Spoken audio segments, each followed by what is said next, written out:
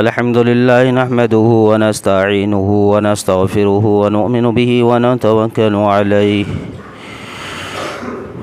ونعوذ بالله من شرور أنفسنا ومن سيئات أعمالنا ونعوذ بالله من شرور أنفسنا ومن سيئات أعمالنا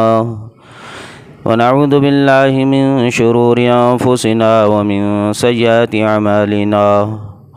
وقال سبحانه وتعالى إن الله وملائكته يصلون على النبي يا أيها الذين آمنوا صلوا عليه وسلموا تسليما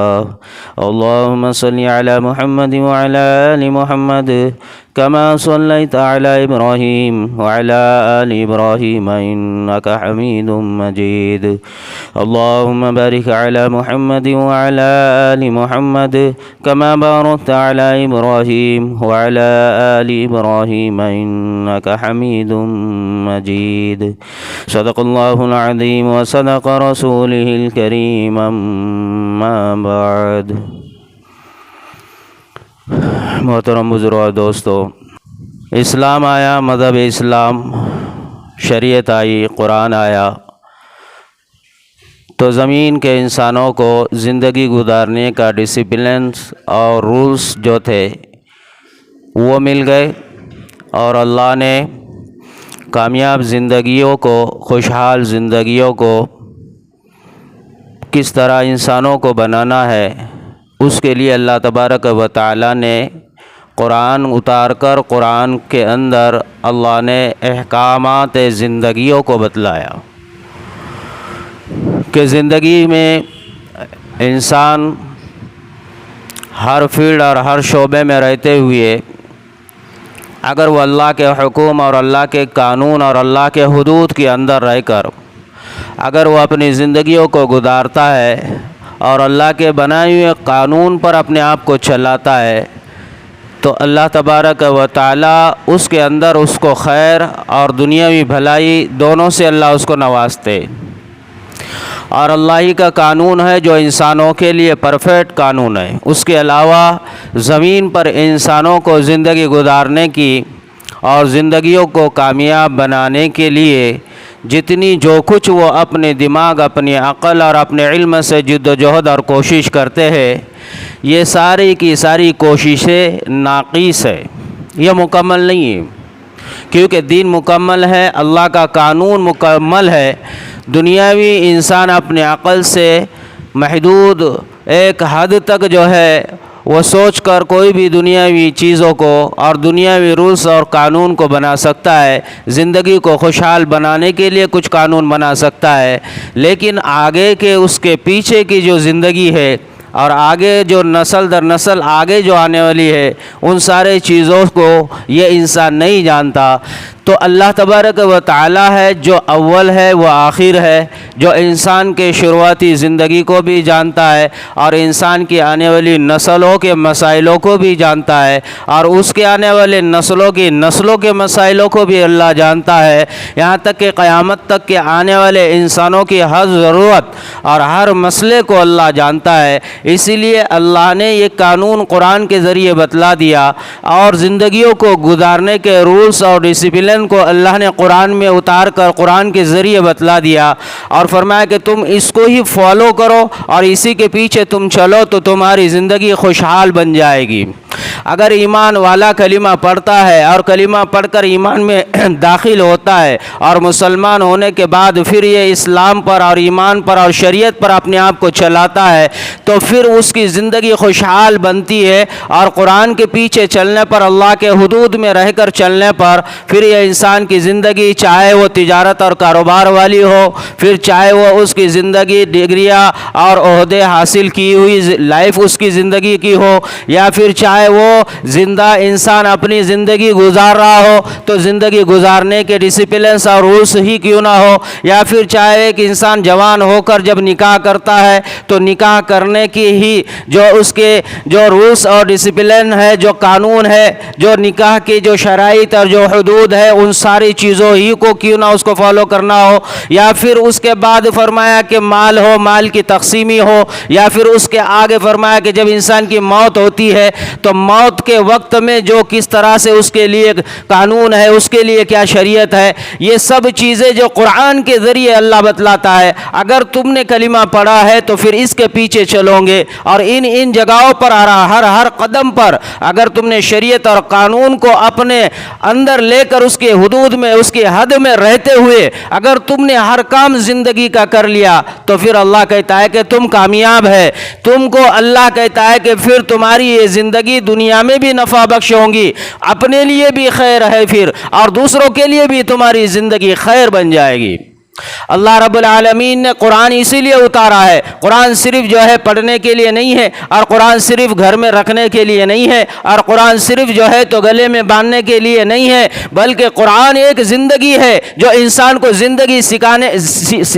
کو گزارنے کا سلیقہ اور ادب اور تہذیب اور روس اور قانون اور ڈسپلن بتلاتا ہے۔ یہ اور بات ہے کہ ہمیں پتہ نہیں ہے کہ ہم نے قرآن کو سمجھا، نہ قرآن کو پڑھا، نہ قرآن کو جانا، نہ قرآن کو اپنے زندگیوں میں عمل کرنے کے لیے اس کے آیتوں پر غور اور فکر کی، ہم نے اس اعتبار سے غفلت کی۔ آج ہمیں قرآن کا پتہ ہی نہیں ہے کہ قرآن کیا کتاب ہے، قرآن کیسی کتاب ہے، اور اللہ نے قرآن کس لیے اتارا ہے۔ قرآن ایک زندگی گزارنے کے لیے ایک نمونہ ہے۔ قرآن انسان کے قدم بر قدم پر انسان کی رہبری کرتا ہے۔ انسان عبادت بھی کرتا ہے تو اس کی رہبری کرتا ہے، انسان تجارت بھی کرتا ہے تو قرآن اس کی رہبری کرتا ہے، انسان غم میں بھی ہو تو قرآن اس کی رہبری کرتا ہے، انسان خوش بھی ہو تو قرآن اس کی رہبری کرتا ہے، انسان نکاح بھی کرے تو قرآن اس کی رہبری کرتا ہے، انسان مر بھی جائے تو قرآن وہاں اس کی رہبری کرتا ہے، انسان مرنے کے بعد اس کے مال کی تقسیمی کرنا ہو تو قرآن وہاں بھی اس کی رہبری کرتا ہے۔ قرآن یہاں تک کہ رشتہ داروں کے ساتھ، پڑوسیوں کے ساتھ، دوست اور احباب کے ساتھ کی زندگیوں کو کیسے گزارنا ہے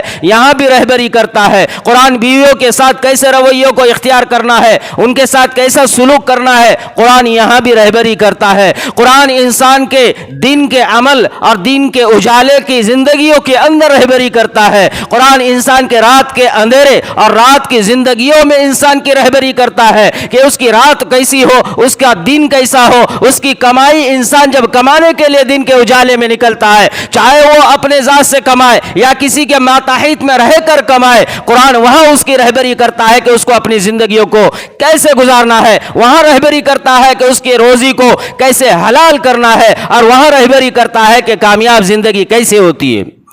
اگر انسان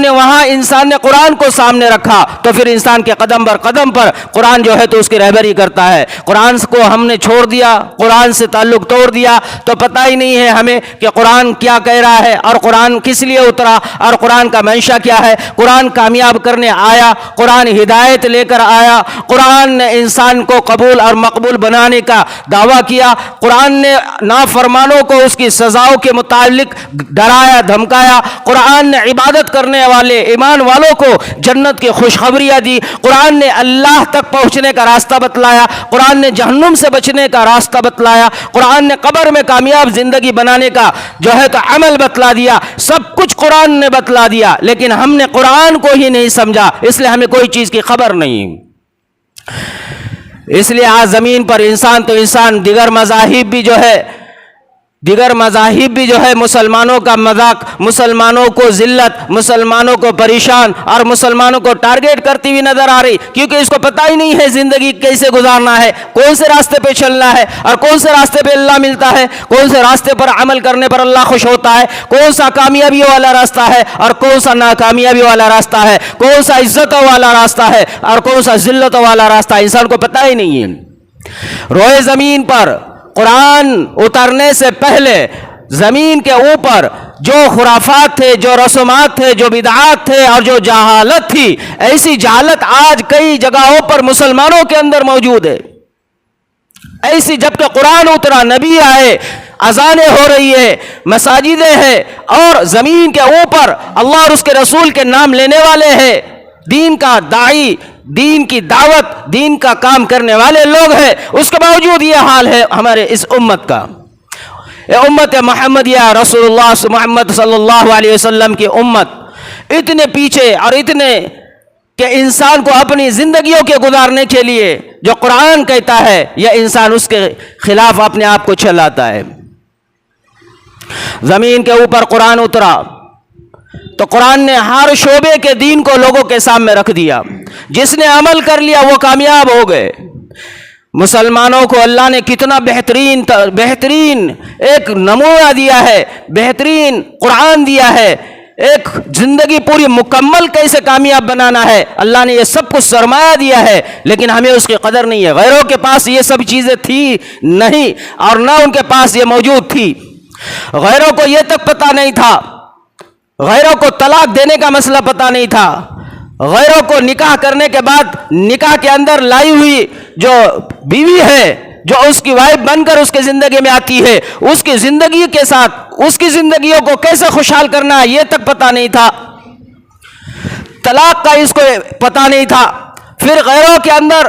رسم اور رواجات اتنے کہ میراث کی تقسیمی کرنے کا غیروں کو پتہ نہیں تھا. لیکن جب قرآن آیا تو قرآن کے ذریعے اللہ نے مسلمانوں کو بتلایا کہ نکاح ایسے کیا جاتا ہے، ایسے جو ہے تو تمہارے لیے عورت کو اللہ حلال کرتا ہے. اور پھر اس کے بعد اس کی زندگیوں کو خوشحال کرنے کے لیے قرآن نے جو اس کے حقوق ادا کیے ہیں، جو عورت کو عزت اور شان دی ہے، اور اس کو جب زمین کے اوپر ماہرین اور علم والوں نے، اللہ والوں نے جب امت کو بتلا دیا اور امت جب اس پر عمل کرنے لگ گئی تو یہ تو آنکھ کھول کر تاکتے رہ گئے کہ یہ اتنا بہترین طریقہ ان کے پاس آج ہمارے پاس نہیں ہے. تو انہوں نے ہی پھر اس کے بعد، کیونکہ ان کے اندر غیروں کے اندر نکاح ہونے کے بعد اب وہ نکاح میاں بیوی کا ایسا ہو جاتا کہ بس اس کے بعد طلاق کوئی نہیں. اس کے بعد میاں بیوی ہمیشہ آپس میں، چاہے وہ دکھ میں ہو چاہے وہ سکھ میں ہو، چاہے وہ پسند آئے چاہے وہ پسند نہ آئے، چاہے وہ اس کے خلاف ہو چاہے وہ اس کے فیور میں ہو، چاہے وہ اس کو اچھی لگے چاہے وہ اس کو بری لگے، چاہے عورت ظلم کرے چاہے شوہر ظلم کرے،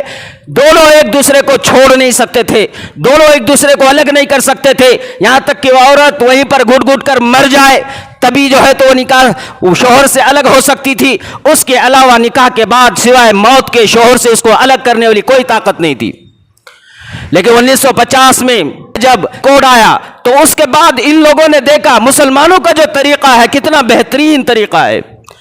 کہ نکاح بھی ہوتا ہے تو نکاح کے بعد اگر ان کے آپس میں نا اختلافی ہوتی ہے، مزاج نہیں ملتے، یا آپس میں ایک دوسرے کے ساتھ زندگیوں کو خوشحال بنانا ناممکن ہو گیا ہے اور ایک دوسرے کے ساتھ میں نہیں رہ سکتے، تو ان کے اندر طلاق کا مسئلہ ہے. ہمارے اندر وہ چیز نہیں ہے تو لہذا کیوں نہ ہم یہ طریقہ اپنے اندر اپنائیں. اور وہ طریقہ پھر ان لوگوں نے قرآن سے لے کر اپنے اندر، اپنے دھرم میں، اپنے معاشرے میں انہوں نے طلاق کا رواج اپنایا. اور وہاں جو غیر لوگ تھے انہوں نے قرآن سے طلاق کو لے کر اپنے زندگیوں کو خوشحال کیا،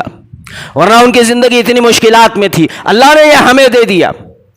اللہ نے یہ ہمیں دے دیا، لیکن ہمارے دین پر عمل نہ کرنے کی وجہ سے اور ہماری دین سے بے رغبتی کی وجہ سے، ہمارا قرآن سے منہ موڑنے کی وجہ سے اور ہماری قرآن سے بے رغبتی کی وجہ سے، ہمارا اسلام اور شریعت کو نہ اپنانے کی وجہ سے آج روئے زمین پر یہ حال ہو رہا ہے کہ ہندو اپنے ریت اور رواجات کو قانونی لائن سے اس کو کامیاب کر کر پورے امت پر اس کو لاگو کرنے کی چاہت میں ہے. یہاں تک کہ سکھ ہو، عیسائی ہو، ہندو ہو، مسلم ہو، دلت ہو، یہاں تک کہ ایمان والے مسلمان ہی کیوں نہ، انہی کے اوپر وہ اپنے عقل سے بنائے ہوئے قانونوں کو مسلمان اور پورے لوگوں کے اوپر تھوپ کر اسی اعتبار سے اس کو زندگی گزارنے پر مجبور کر رہے ہیں. اور اس کی شروعات اور اس کی ابتدا گزشتہ اس ماہ کے اندر 27 تاریخ سے اتراکھنڈ سے شروع ہو چکی ہے. سول کوڈ اس کو نافذ کیا گیا. سول کوڈ اس کو جو ہے قانونی لائن سے، قانون سے اس کو پاس کر اتراکھنڈ کے اندر لوگوں کے اوپر، مسلمانوں کے اوپر خاص طور سے اس کو تھوپ دیا گیا اور اس کے رولز انہوں نے اپنے عقل سے بنائے. جبکہ قرآن کو انہوں نے قرآن کے مطابق جو ایمان والا کامیاب اور مکمل زندگیوں کو گزارنے والا، قرآن کے حدود میں رہ کر اپنی زندگیوں کو گزارنے والا، انہوں نے اس قانون کو ہی بدل کر رکھ دیا اور ان کے اپنے قانون کو لگا دیا. اب انہوں نے قانون یہ بنایا کہ زمین کے اوپر ہندوستان کے اندر اتراکھنڈ سے انہوں نے اس کی شروعات کیا اور ان کا منشا، ان کا ارادہ پورے ہندوستان میں اس کو لاگو کرنا ہے. انہوں نے پہلا قانون یہ بنا دیا کہ اب کوئی بھی مسلمان اپنے ذات سے 2 نکاح، 3 نکاح، 4 نکاح نہیں کر سکتا. یہ قانون بن گیا ہے، نکاح ایک ہی ہوگا، ایک ہی نکاح میں ہوگا، نکاح کا ایک ہی حق ہے۔ اب ایک ہی حق جو ان کے اعتبار سے تھا، اس حق کو انہوں نے قانون بنا کر لوگوں کے اوپر تھوپ دیا، یہ سول کوڈ کو انہوں نے لاگو کر دیا۔ اب ایک نکاح صرف مسلمان کے لیے، شریعت نے اس کو جو اجازت دی تھی اور قرآن نے جو اس کو اجازت دی تھی، اور ایمان والا جو قرآن کے مطابق زندگی گزارتا ہے، اب وہ قرآن پر عمل نہیں کر سکتا، اب وہ قرآن پر عمل نہیں کر سکتا، قرآن کے مطابق اپنی زندگیوں کو نہیں جی سکتا، قرآن کو اپنی زندگی میں لے نہیں سکتا، قرآن کے مطابق اپنے نکاح کو نہیں کر سکتا۔ قرآن نے اس کو اجازت دی تھی۔ قرآن کریم میں سورۃ النساء آیت نمبر 3 میں، آیت نمبر 3 پارہ نمبر 4 میں، سورۃ النساء میں اللہ رب العالمین فرماتا ہے وَإِنْ خِفْتُمْ أَلَّا تُقْسِطُوا فِي الْيَتَامَى فَانكِحُوا مَا طَابَ لَكُم مِّن نِّسَاءِ مَثْنَىٰ وَثُلَاثَ وَرُبَاعَ فَإِنْ خِفْتُمْ أَلَّا تَعْدِلُوا فَوَاحِدَةً أَوْ مَا مَلَكَتْ أَيْمَانُكُمْ ذَلِكَ أَدْنَىٰ أَلَّا تَعُولُوا۔ اللہ نے اجازت دی تھی،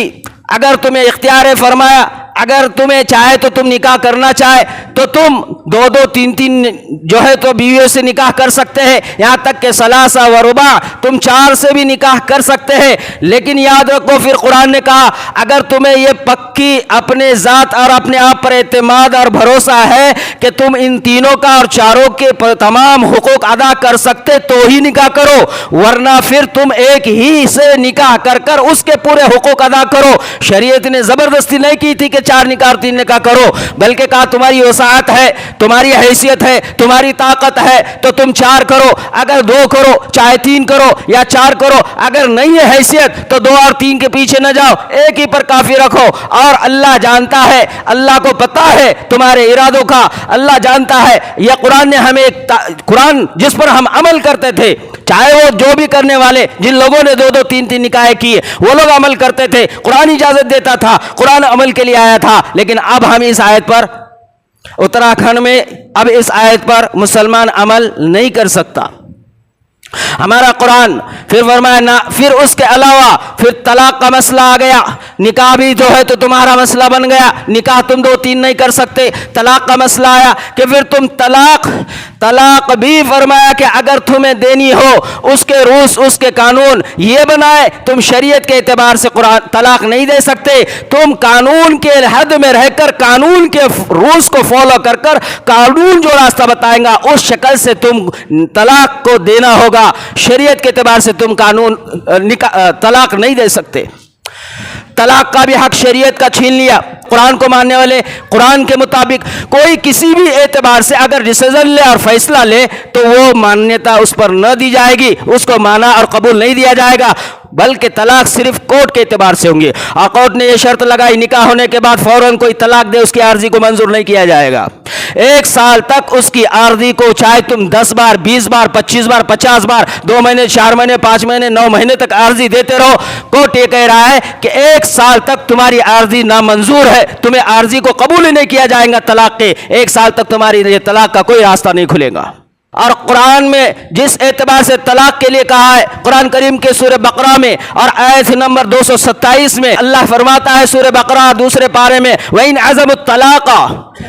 وَإِنْ عَزَمُوا الطَّلَاقَ، اللہ فرماتا ہے کہ جب تم عزم کرو طلاق کا تو اللہ خوب جانتا ہے، تو اللہ اجازت دیتا ہے طلاق کے لیے اس وقت میں جب کہ تمہارے آپس میں تعلقات بکھر جائے، گھر بکھر جائے، دل ٹوٹ جائے، ایک دوسرے کا شر ظاہر ہو جائے، ایک دوسرے آپس میں ایک دوسرے کے خلاف کے رات میں رہنا دن میں رہنا، بات کرنا سامنے آنا دیکھنا سننا یہ سب چیزیں تمہارے لیے ناگوار ہو اور ایک دوسرے کے ساتھ رہنا تمہارے لیے مشکل ہو جائے، تو فرمایا ایک دوسرے کے حقوق کی لاپرواہی ہو رہی ہو تو شریعت کہتی ہے الگ ہو جاؤ، چاہے نکاح کر 2 دن ہو 3 دن ہو 4 دن ہو، چاہے نکاح کی شامی کیوں نہ ہو، تو فرمایا کہ طلاق کا تمہیں اختیار تھا، لیکن اب یہ طلاق کا ہے کہ اب تم قرآن کے اعتبار سے نہیں دے سکتے، طلاق ہم جیسا چاہیں گے ویسا ہوگا۔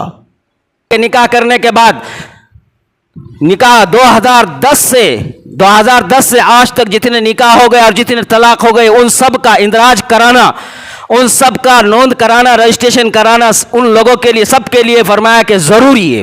وہ فوراً جو ہے تو اپنے رجسٹر کرائے، نکاح کے بھی اور طلاق کے بھی اس کو رجسٹر کرائے۔ اور 26 مارچ 2010 کے بعد جتنے جو کچھ فرمایا نکاح ہوئے اور جو کچھ جتنے بھی جو ہے طلاقیں ہو گئی، ان سب کو فرمایا کہ تمہیں چاہیے کہ تم جمع کر دے رجسٹر آفس میں، اور اگر کوئی نہ جمع کر دے وہ سرکاری جتنے اسکیمیں ہیں سہولتیں ہیں ان سب سے ان کو محروم کر دیا جائے گا۔ آگے اس کے لیے زیادہ سے زیادہ 25,000 کا جرمانہ اس کو عائد کیا گیا ہے۔ اگر تم نے نکاح کر لیا، نکاح تمہارے لیے کرنے کی ایک عمر کو بھی انہوں نے طے کر لیا ہے، 21 سال لڑکے کی عمر، 18 سال لڑکی کی عمر، اگر اس سے پہلے کوئی نکاح کر لے تو وہ قانونی اعتبار سے سزا کا حقدار ہوگا۔ تم نے نکاح کر لیا اور نکاح کرنے کے بعد فرمایا کہ بیوی کا شوہر اس کا مر جائے، اور وہ مرنے کے بعد جو نکاح میں جو عورت تھی وہ عورت کو نکاح اس شوہر کے مرنے کے دوسرے، تیسرے، چوتھے ہی دن، دوسرے ہی دن یا اگلے ہی پل اس کو اجازت ہے وہ پھر کسی اور سے اپنا دوسرا نکاح کر دے۔ یہاں عدت کے مسئلے کو بھی ان لوگوں نے قرآن کے خلاف فیصلہ لے کر، قرآن کے خلاف یہ حکم دے کر اور یہ کہہ دیا کہ اب یہاں عورت کو عدت گزارنے کے لیے فرمایا کہ کوئی مجبور نہیں کرے گا، یا عورت کے لیے وہ یہ سمجھتے کہ سزا ہے، اور عدت گزارنے کے لیے عورت کے لیے جو قانون اللہ کا بنا ہوا ہے اس کا انکار کر کر کہا کہ اب عورت کو ان ساری چیزوں پر رکنے کی ضرورت نہیں ہے۔ نکاح اگر اس کا شوہر مر جائے اس کے بعد فوراً یہ عورت دوسرا نکاح کر سکتی ہے۔ اور عدت کا قرآن کہتا ہے ہم نے حکم دیا ہے، کیوں حکم دیا ہے وہ جانتا ہے، کیوں حکم دیا ہے، اور اس کی قدرت ہے، اس کی طاقت ہے، وہ جانتا ہے، اس کا فرمان ہے، اس کا قانون ہے۔ قرآن کریم میں اس کو اللہ رب العالمین نے بتلا دیا، سورۃ البقرہ اور آیت نمبر 234 اور رکوع نمبر 14 میں اللہ رب العالمین نے فرمایا والذین یتوفون منکم ویذرون ازواجا یتربصن 4 اشہر وعشرا فاذا بلغ اجلہن فلا جناح علیکم فیما فعلن فی انفسہن بالمعروف۔ اللہ کہہ رہا ہے کہ تمہارے لیے جب شوہر اگر مر جائے، شوہر کے مر جانے کے بعد عورت کے لیے کہا ہے کہ وہ اس کے بعد پھر 4 مہینے 10 دن تک عدت میں بیٹھ جائے، اور اس کے بعد پھر تمہیں اجازت ہے وہ کام کر لے جو تمہیں پسند ہے، یعنی نکاح اگر رشتہ آ گیا ہے تو تم رشتہ اور نکاح کر لو، لیکن 4 مہینے 10 دن اس کے پیچھے کی جو فلسفہ ہے، اس کی حکمتوں کے طرف اگر توجہ دی جائے، اس کا خاص مقصد یہ تھا کہ یہاں پر جو نکاح میں تھی یہ عورت کل تک، اس کا شوہر مر گیا، اگر دوسرے دن اگر کوئی نکاح کر لے تو اگر یہ عورت پہلے والے شوہر سے اگر حاملہ ہے تو یہ راز ظاہر نہ ہوگا۔ یہ حکمت تھی 4 مہینے 10 دن تک کہ اگر وہ حمل سے ہے تو وہ ظاہر ہو جائے گا، اور اگر وہ حمل سے نہیں ہے تو وہ بھی ظاہر ہو جائے گا۔ اگر حمل سے ہے تو اس کے بچے کو وہ جنم دے گی، اور اگر حمل سے ہے تو دوسرا نکاح کر کر دوسرے کے نکاح میں نہیں جائے گی، کیونکہ دوسرا انسان اس بچے کو اپنائے گا ہی نہیں، اور اگر اس کو اس کا علم ہی نہ ہو، اور اگر وہ اس کے نکاح میں چلے جائے اور وہ بچہ اگر اس کے گھر میں پیدا ہو جائے تو اس بچے کے حق کا کیا، اس کی وراثت کا کیا، اس کی ملکیت کا کیا، اس کے حقوق کا کیا، اور اس کی جو ہے تو میراث تقسیمی میں کیا وہ باپ جو اس نے نکاح کیا ہے وہ اس کے حقوق ادا کرے گا؟ ہو نہیں سکتا۔ اب یہ اس عورت کے ساتھ لڑائی جھگڑا کر کر یہاں بھی اس کی زندگی جہنم بن جائے گی، یہ نہ ہو، اس لیے شریعت نے عدت کا عورت کو حکم دیا ہے، جو عورت کا شوہر کے مطابق ایک حق ہے جو موت کے بعد یہ ادا کرنا ہے۔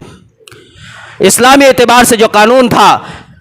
کہ 2 حصے لڑکے کو اور 1 حصہ لڑکی کو، شریعت کا اسلامی قانون یہ ہے، لیکن ان لوگوں نے اس کو بھی انکار کرتے ہوئے کہا ہم یہ قانون کو نہیں لاگو کریں گے، ہم اس کے اعتبار سے نہیں بنائیں گے رولز۔ انہوں نے قانون بنایا لڑکے کو آدھا حصہ، لڑکی کو بھی آدھا حصہ دیا جائے گا۔ یہ قانون بن گیا، 27 تاریخ سے یہ لاگو ہو گیا ہے۔ مسلمانوں، قرآن جس کو تم نے آج تک چھوا نہیں، وہ قرآن پر اب تمہیں عمل کرنے کا اختیار نہیں رہا۔ وہ کہہ رہے ہیں کہ اب لڑکا ہے تو اس کو آدھا حصہ، لڑکی ہے تو اس کو بھی آدھا حصہ دیا جائے گا۔ اب وہ میراث کی تقسیمی کے اندر یہ کہہ رہے ہیں، کیوں کہہ رہے ہیں؟ کیونکہ انہوں نے یہ قانون دنیا کو سامنے رکھ کر بنایا ہے، قرآن کو نہیں دیکھا۔ اور قرآن میں تو اللہ کہتا ہے سورہ نساء کے اندر للرجال نصیب مما ترک الوالدان والاقربون وللنساء نصیب مما ترک الوالدان والاقربون مما قل منه او كثر نصیبا مفروضا۔ قرآن کہتا ہے کہ اللہ تبارک و تعالیٰ نے تمہارے آب و اجداد، ماں باپ جو بھی مال و متاع چھوڑ کر جو ہے تو مر گئے ہیں، اس کے تقسیم کرنے کا حق اور حصہ جس کا جتنا ہے اتنا دینے کا قرآن اللہ کہتا ہے ہم نے برابر تقسیم ہی کی ہے، اس اعتبار سے تم تقسیم کر دو۔ لیکن یہ اللہ کے قانون جو آج تک ہم مانتے تھے، کہا کہ اب ہم وہ قانون نہیں مانیں گے، لہذا اللہ کے قانون کو نہیں مانیں گے، انہوں نے دونوں کے اندر آدھا آدھا تقسیم کر دیا۔ اور یہاں پر قرآن نے آگے جو حکم دیا تھا، نبی علیہ الصلوۃ والسلام حضرت جابر رضی اللہ تعالیٰ عنہ کے پاس گئے، حضرت جابر رضی اللہ تعالیٰ عنہ بیمار تھے، اللہ کے حبیب کے ساتھ حضرت ابوبکر صدیق بھی ہے، دونوں ساتھ میں گئے، نبی علیہ السلام نے دیکھا وہ بے ہوشی کے عالم میں ہے، نبی علیہ السلام نے وضو کیا، وضو کر کر جو پانی بچا ان کے چہرے کے اوپر ڈالا، جیسے حضرت جابر رضی اللہ تعالیٰ عنہ ہوش میں آئے، فوراً وہ کہنے لگے یا رسول اللہ آپ مجھے بتائیے میں میرے مال کو کس طرح تقسیم کر دوں، میرے مال کو میں کیسے تقسیم کر دوں، کیونکہ میرا وقت قریب ہے، میرے مال کو میں کیسے تقسیم کر دوں۔ دوسری طرف ایک روایت ہے حضرت سعد بن ربیع رضی اللہ تعالی عنہ کی بیوی اپنے دو لڑکیوں کو لے کر نبی علیہ السلام کے پاس پہنچتی ہے اور نبی علیہ السلام سے فرماتی ہے یا رسول اللہ اس کا والد سعد آپ کے ساتھ احد کی لڑائی میں شہید ہو گیا ہے، اب یہ مر گیا ہے، یہ دو بچیاں پیچھے چھوڑی ہے اور اس کے باپ کی تمام پراپرٹی، تمام مال و جائیداد سب کچھ اس کے چاچا نے ہڑپ لی ہے، یا رسول اللہ میں کیا کروں؟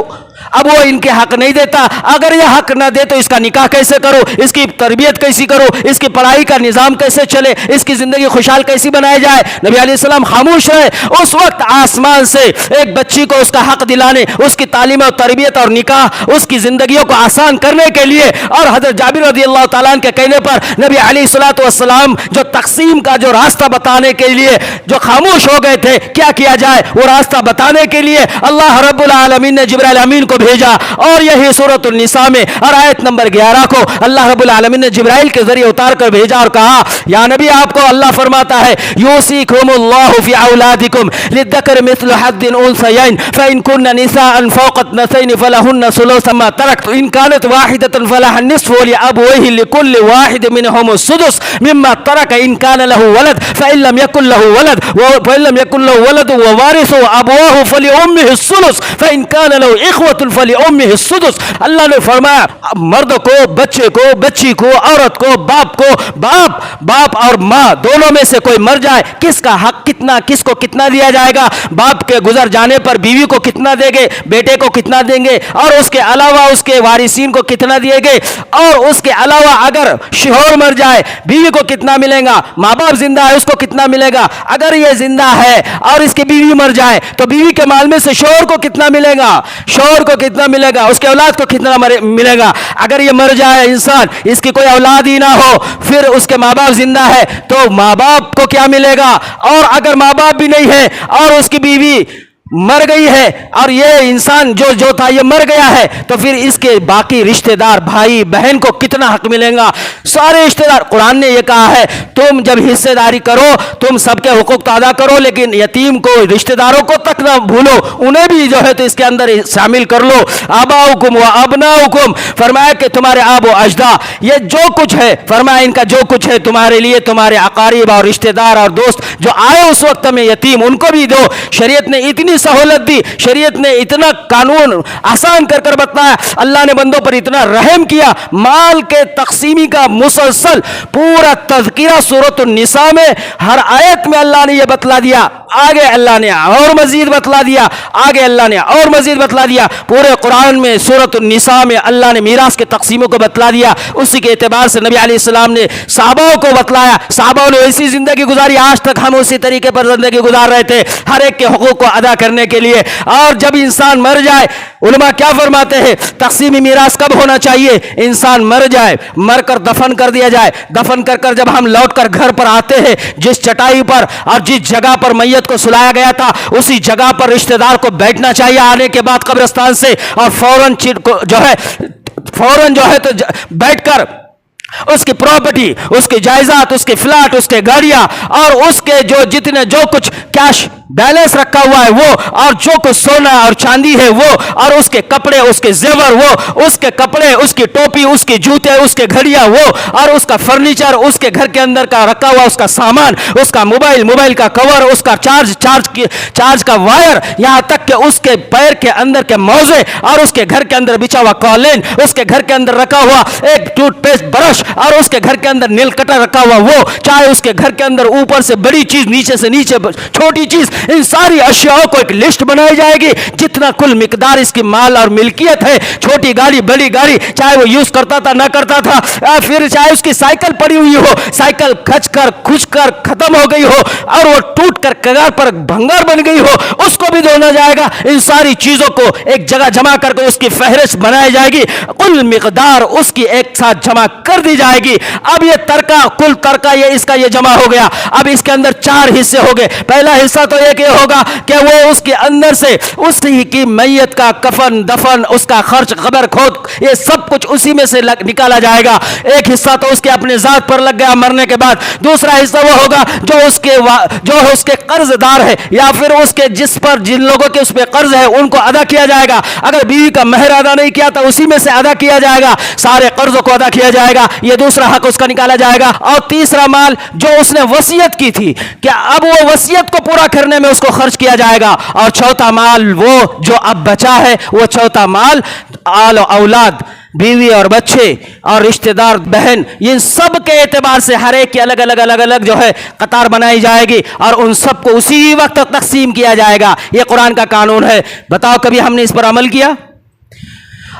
आज जो झगड़े और फसादात है उसकी वजह यही है क्योंकि हमने जो काम जब करना था तब किया नहीं। इसीलिए आज लोगों ने भी देखा कि आप तो कुरान पर अमल करते ही नहीं है, तो कानून को क्यों रखना है, ये उन्होंने उसको बदल दिया और उन्होंने कहा कि अब जो माल तकसीम होगा बराबरी में होगा, कुरान के एतबार से नहीं होगा। अब फिर उन्होंने उसके बाद फरमाया कि अब ये जो औलाद है, औलाद के अंदर भी 2 औलाद को मुकर्रर किया, हराम औलाद, जायज़ औलाद, नाजायज़ औलाद। नाजायज़ को भी हक दिया जाएगा, जायज़ को भी हक दिया जाएगा, गोद लिए हुए को भी हक दिया जाएगा। और कोई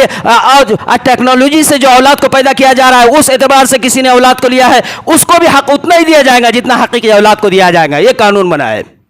और फिर फरमाया कि इसके अलावा रिलेशनशिप में औरत और मर्द को रहने की खुली आज़ादी, ये वेस्टर्न कल्चर खुली आज़ादी फैश बेहयाई के रास्तों को इतना खोला, 18 साल की लड़की और 21 साल का लड़का भी रिलेशनशिप में रह सकते, उनको रहने के लिए इजाज़त दी। यहाँ तक कि एक रजिस्ट्रेशन करनी होगी और वो रजिस्ट्रेशन का जो उनका जो पर्ची है, उस पर्ची के मुताबिक उनको अगर कोई किराए से घर लेना हो तो किराएदार का जो घर जिसका है उसको इख्तियार है, उसको देना होगा, उसको उस पर्ची पर के उनको रहने के लिए उसका अपना मकान देना होगा। हमारे घर अगर बगैर निकाह के कोई सिर्फ रिलेशनशिप में एक लड़का और लड़की अजनबी अपनी जिंदगी गुजार रहे हैं, रात दिन की गुनाह वाली, जीना वाली, फैश बेहयाई वाली, हमारे घर आकर अगर वो रूम मांगे हमें देना होगा, अगर न दिया तो कानून के एतबार से वो हमारे खिलाफ जा सकती है। जिना के अड्डे घर घर बनाए जाएंगे। और ये रिलेशनशिप के जो कानून बना है, फरमाया कि अब इसके अंदर अगर ये दोनों ने रिलेशनशिप के कानून के एतबार से रजिस्ट्रेशन कराई और अगर तोड़ना है तो फिर रजिस्ट्रेशन को जाकर दोबारा दर्ज करा सकते हैं। और अगर ये दोनों ने रिलेशनशिप के नहीं किए, इस पर भी इनको भी सजा भी एक बनाई है, 6 माह की कैद और 25,000 का जुर्माना। और इस एतबार से इन दोनों के साथ में रहते हुए अगर औलाद पैदा हो गई तो वो औलाद नाजायज़ नहीं होंगी, वो तो हलाल होगी, वो पाक होगी, उसको भी वही हक मिलेंगे जो हलाल शादी के बाद औलाद को मिलते हैं। उसको कोई हरामी का गाली नहीं देंगे और वो हराम नहीं कहलाएगा, वो बराबर का हकदार होगा माँ बाप की प्रॉपर्टी में, वो हलाल ही कहलाएगा। अब वो औरत अगर रिलेशनशिप तोड़कर किसी और मर्द के साथ जाना चाहे तो उसको इख्तियार भी है, तोड़ने का भी फॉर्म भरकर उसको तोड़कर जाना होगा। वो निकाह नहीं है सिर्फ एक आपस में गुनाह और ज़िना करने के एक साथ में रहने के लिए। ये हिंदू मजहब भी इसको पसंद नहीं करता, कोई मजहब जमीन पर हिंदुस्तान में इसको पसंद नहीं कर रहा है। इसके बावजूद कुरान व हदीस के खिलाफ और पूरी दुनिया के खिलाफ जाकर वेस्टर्न कल्चर को इन्होंने उत्तराखंड में 27 तारीख से लागू कर दिया है। वो अनकरीब उनका इरादा है बीजेपी का, मियाँ बीवी में अगर मर्द है और औरत है और मर्द और औरत दोनों जिंदा है तो जिंदा होने के बाद दोनों को इख्तियार नहीं है कि निकाह करे तीसरे से, बिल्कुल निकाह इजाजत ही नहीं है जब तक दोनों में से कोई मर न जाए। दूसरा निकाह करने की इजाजत नहीं है, तीसरा चौथा तो दूर ही, दूसरा निकाह होते हुए भी साथ में निकाह नहीं कर सकती। इसी एतबार से ये सारे कानूनात को बनाकर ये सब के सब मुसलमानों के खिलाफ कर दिए। इसके अलावा और मजीद बहुत सारे कानून बनाए हैं। अभी आप देख लो हमारे खिलाफ क्या हो रहा है, पढ़ लो, थोड़ा सोचो समझो, कानून को जानो, दुनिया को देखो, अपने आँख खोलकर। कब तक सोए रहेंगे, कब तक दुनिया के पीछे भागोगे? हमारा कुरान जो था मुकद्दस, आज उस पर अमल करने से हमें रोक दिया गया। हमें पता नहीं है कुरान को तुम छू सकते लेकिन अमल नहीं कर सकते, कुरान को तुम पढ़ सकते लेकिन अमल नहीं कर सकते। निकाह में, तलाक میں میراث کے تقسیمی میں تم اب قرآن کا اختیار نہیں چلا سکتے. یہ قانون بن چکا ہے, اس کے خلاف تم نے کیا, قانون کے خلاف تو سزا کے مستحق تمہیں کرنا وہی ہے. ہم اگر ڈرتے ڈرتے اگر کر بھی لے, آنے والی نسل ہماری ڈر کر قرآن سے دور ہو جائے گی, قانون کو ڈر کر وہ عمل بالکل نہیں کرے گی. اور وقف ترمیم بل کو بھی منظور کر لیا. اب وقف کی تمام پراپرٹیوں کو انہوں نے اپنے قبضے میں لے کر ان سارے چیزوں پر مہر لگا دی, اور اب جتنی ملکیت ہے سب قانونی ملکیت کو انہوں نے گھوشت کر دیا. ساری ملکیت اب حکومت کی ہے, قانون کی ہے. اب جہاں جہاں جو حکومتیں ہیں, اب ان کا ہوگا یہ کہ اب جہاں جو حکومت ہے وہ جو ٹرسٹ بنی ہوئی ہے قانونی لائن سے, جو وقف بورڈ کے جو ممبران اس کو اپنے تابع میں لے کر, جن کے تابع میں اس کو دیا ہوا ہے انہی کے تابع میں رہیں گی. لیکن اگر اس کے 11 ممبر تھے تو دو ممبر اب قانون کے 2 آدمی ہوں گے, جو قانون جس کو طے کریں گے ان لوگوں کے, مسلمان کے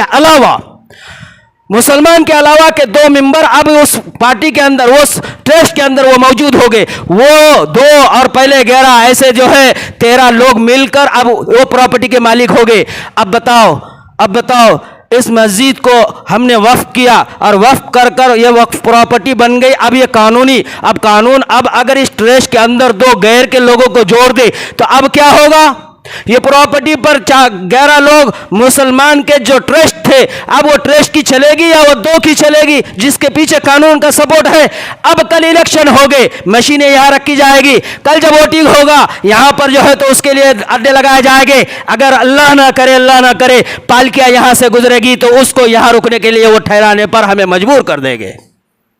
یہ حال کر دیا کیونکہ گورنمنٹ کی پراپرٹی بن گئی ہے. اسکول کا کیا حال ہے؟ اسکول گورنمنٹ پراپرٹی ہے, وقف بورڈ پر تابع کر لیا اور وہ ساری چیزیں وقف بورڈ قانونی اعتبار سے حکومت کی بن گئی. یہ گورنمنٹ کے اسکولوں کا کیا حال ہے؟ کیا ہوتا ہے اس جگہوں پر؟ وہی چیزیں اب یہ جگہوں پر ہوں گی جو وقف کی پراپرٹی ہے. تو یہ سب کچھ مسلمانوں کی پراپرٹیوں کو چھیننا, مسلمانوں کے حقوق کو چھیننا, مسلمانوں کے قانونی حق جو تھے اس کو چھیننا, یہ سارے انہوں نے اعمال کر کر, قانون کر کر. اتراکھنڈ ایک پہلی ایسی اسٹیٹ ہے جہاں پر گورنمنٹ کا مہر لگ چکا ہے, عدالت نے اس کو منظور کر لیا ہے, اب یہ قانون نافذ ہو چکا ہے. یہ کہ جمعیت علماء ہند کے لیڈران مولانا سید ارشد مدنی اپنے ذات سے, اپنی فوج کو لے کر, اپنی ٹیم کو لے کر قانون کا دستک دے رہے ہیں, قانون سے ٹکر لینے کا عہد کر اب وہ تیار کھڑے ہیں. اب ہمارے لیے بھی ضروری ہے کہ یہ قانون واپس لیا جائے, یہ بنے ہوئے قانون کو توڑنا ہے. اس لیے ہمیں بھی چاہیے کہ ہم کیا کریں, ہم دعا کریں, احتجاج نہ کریں, پتھروار نہ کریں, روڈوں پر نہ نکلے, ہم اپنے ذات سے مساجدوں میں اللہ سے دعا کریں. اللہ کہتا اجیب دعوت الداعی اذا دعان فلیستجیبوا لی, تم مجھ سے مانگو میں تمہاری دعا کو سنتا ہوں. ادعوا ربکم تضرعا وخفیا, تم زور سے مانگو چاہے تم دھیرے مانگو. اللہ کہتا مجھ سے مانگو میں تمہاری پکار کو سنتا ہوں. اللہ سے ہمیں مانگنا ہے. بڑے مسلمان اور قرآن اور اسلام اور دین اور شریعت خطرے میں ہندوستان میں چل رہی ہے. بی جے پی کا جو پروپیگنڈا تھا اور جو ان کی چال اور سازشیں تھی, جو پلاننگ تھی مسلمانوں کو ان جیسا بنانا, ان کی نسلوں کو ان جیسا قطار میں کھڑا کرنا, یہ پلان شروع ہو چکا بہت پہلے سے. اب یہ پاس ہو کر قانونی مہر لگ رہی ہے, ابتدا ہو چکی ہے. اب ہمیں اللہ ہی بچا سکتا ہے, ہماری نسلوں کے ایمان کی, ہماری اعمال کی اللہ ہی حفاظت کر سکتا ہے. اس لیے ہمیں چاہیے قرآن کے ذریعے ہم ابھی بھی جڑے, اعمال کے ذریعے ابھی بھی جڑے, دعاؤں کے ذریعے رب کے سامنے ہاتھ اٹھائے اور اللہ سے دعا کرے. جو کوشش کر رہے ہیں اللہ ان کی کوشش کو کامیاب کر کر اس کو ختم کر دے. اگر ہم نے دعا بھی نہیں کی, اللہ کہتا ہے قرآن کریم میں وقال ربکم ادعونی استجب لکم ان الذین یستکبرون عن عبادتی سیدخلون جہنم داخرین. جو بندے مجھے پکارتے ہیں میں ان کے پکار کو سن کر ان تک پہنچتا ہے, اور اگر جو بندے مجھے نہیں پکارتے میں ان بندوں سے ناراض ہوتا ہوں اور ان کے اس تکبرانہ عمل پر سیدخلون جہنم داخرین, مجھے نہ پکارنے پر میں انہیں جہنم میں ڈالتا ہوں. اللہ کہتا ہے مجھے پکارو, میں تم سب کا, غریب کا بھی, امیر کا بھی, اور عالم کا بھی, جاہل کا بھی رب ہوں. اللہ کہتا ہے میں اللہ کہتا ہے کہ میں رب الناس نہیں ہوں, میں رب العرب نہیں ہوں, رب العجم نہیں ہوں, رب الملائکہ نہیں ہوں, رب الجنات نہیں ہے. اللہ کہتا ہے میں رب العالمین ہوں, میں کالے کا بھی, غورے کا بھی, امیر کا بھی, غریب کا بھی, ایک علم والے کا بھی, جاہل کا بھی, کاشتکار کا بھی. اللہ کہتا ہے کہ میں سب کا رب ہوں. اللہ کہتا ہے تم مجھ سے مانگو, چاہے تم عالم ہو, چاہے تم جاہل ہو. اللہ کہتا ہے کہ چاہے تم گنہگار ہو, چاہے تم بدکار ہو, چاہے تم نیچے کے درجے کے ہو, چاہے تم اوپر کے درجے کے ہو. اللہ کہتا ہے جو بھی ہو تم مجھ سے مانگو, میں تمہاری جو ہے تو دعا کو سنوں گا. پھر اللہ کہتا ہے کہ تم دعا کے لیے صرف عربی نہیں, کون سی لینگویج میں مجھے یاد کرو, عربی میں, ہندی میں, انگلش میں, اور جو ہے تو پنجابی میں. اللہ کہتا ہے تم جو زبان جانتے ہو اس میں مجھے پکارو, میں تمہاری دعا کو سنتا ہوں. مجھے یاد کرو تو صحیح, دیکھو میں تمہارے حق میں فیصلے کروں گا. اللہ کہتا ہے پھر جگہ کی بھی مجھے ضرورت نہیں ہے, کاروبار کو مارکیٹ سے نکال کر مسجد میں آنے کی. اللہ کہتا ہے مسجد میں آنا بھی ضروری نہیں, بازار میں رہنا بھی ضروری نہیں. اللہ کہتا ہے جاؤ تم, چاہے بازار میں ہو بازار میں, روڈ پہ ہو روڈ پہ, ہوا میں ہو ہوا میں, فضاؤں میں ہو فضاؤں میں ہو, نہر میں ہو نہر میں ہو, چاہے تم پہاڑ پر ہو پہاڑ کے نیچے ہو, چاہے تم بازار میں ہو آبادی میں ہو, چاہے تم گھر میں ہو, چاہے تم مسجد میں ہو, چاہے تم جہاں ہو. اللہ کہتا ہے صحرا میں ہو تم وہاں مانگو, میں وہاں پر بھی تمہیں دوں گا. پھر اللہ کہتا ہے وقت نہیں ہے کہ فجر میں آ کے تمہیں مانگنا ہے, تم چاہے جب چاہے مانگو, رات میں مانگو, دن میں مانگو. اللہ کہتا ہے دوپہر میں مانگو, صبح میں مانگو, تم چاہے